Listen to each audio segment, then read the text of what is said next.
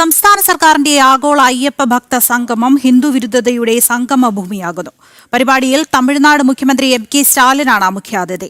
ക്ഷേത്രങ്ങൾ പിടിച്ചെടുക്കുന്നതിലും ഹിന്ദുവിരുദ്ധതയെ പ്രോത്സാഹിപ്പിക്കുന്നതിലും സ്റ്റാലിനെതിരെ വിമർശനങ്ങൾ ഉയർന്നിരുന്നു.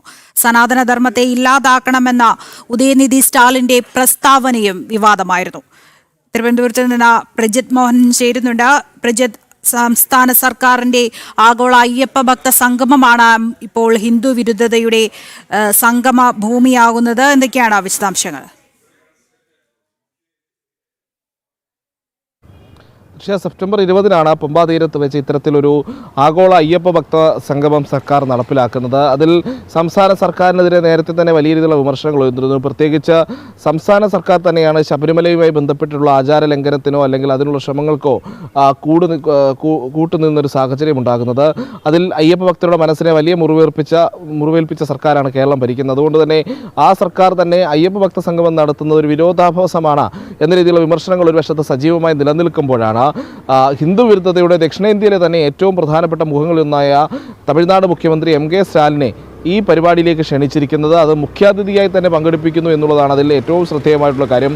സ്റ്റാലിൻ്റെയും DMKയുടെയും പിൻകാല നിലപാടുകളെല്ലാം ഹിന്ദുവിരുദ്ധമായിരുന്നു എന്നതിന് തെളിവുകൾ ഒരുപാടുണ്ട്.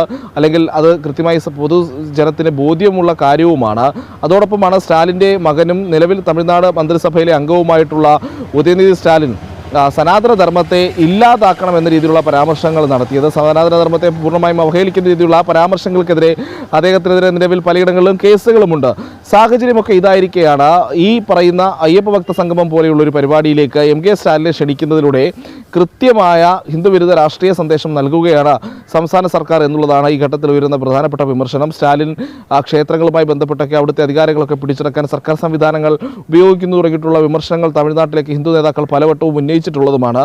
അപ്പോൾ ഇതെല്ലാം കൃത്യമായി അറിഞ്ഞു വെച്ചുകൊണ്ട് തന്നെയാണ് സംസ്ഥാന സർക്കാർ സ്റ്റാലിനെ ഇത്തരമൊരു പരിപാടിയിലേക്ക് ക്ഷണിക്കുന്നതും എന്നുള്ളതും ഏറ്റവും ശ്രദ്ധേയമാണ്. നേരത്തെ ഈ ഹൈന്ദവ ആഘോഷ സമയങ്ങളിൽ ആചാര സമയങ്ങളിലൊന്നും ആശംസകൾ നേരാതിരിക്കുന്നതിൽ പോലും സ്റ്റാലിനെതിരെ വിമർശനങ്ങളൊക്കെ വന്നതാണ്. അപ്പോൾ അത്തരം ഒരാളെ കൊണ്ടുവരുന്നതിലൂടെ ക്ലിയർ കട്ടായി ഒരു ഹിന്ദുവിരുദ്ധ രാഷ്ട്രീയ സന്ദേശം കൂടിയാണ് നൽകുന്നത് എന്നുള്ളതാണ് ഇപ്പോൾ ഉയർന്നു വരുന്ന പ്രധാനപ്പെട്ട വിമർശനം എന്ന് പറയുന്നത്. ശരി, പ്രജിത് മോഹനാണ് തിരുവനന്തപുരത്ത് നിന്ന് വിവരങ്ങൾ നൽകിയത്.